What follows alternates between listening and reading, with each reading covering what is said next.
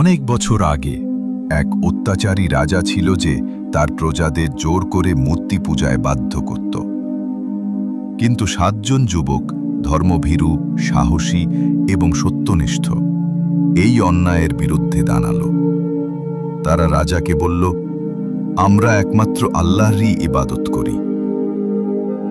রাজা তাদের শাস্তি দিতে চাইল, তাই তারা পালিয়ে গেল এক পাহাড়ি গুহায়, কাহাফ। সেখানে তারা আল্লাহর কাছে দোয়া করল, হে আল্লাহ, আমাদের জন্য রহমতের দরজা খুলে দাও। আল্লাহ তাদের ঘুম পাড়িয়ে দিল এক দীর্ঘ নিদ্রায়। সময় পেরিয়ে গেল, ১ দিন ২ দিন নয়, তাদের ঘুম চলল ৩০৯ বছর।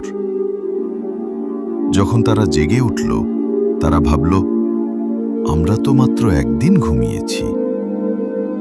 কিন্তু শহরে গিয়ে তারা দেখল সব বদলে গেছে।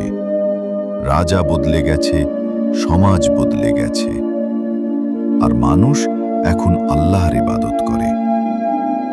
তাদের সাহস আর ঈমানের গল্প তখন ছড়িয়ে পড়ল চারদিকে। এই গল্পটা শুধু ইতিহাস নয়, এটা সাহস, বিশ্বাস আর আল্লাহর রহমতের এক অনন্য নিদর্শন।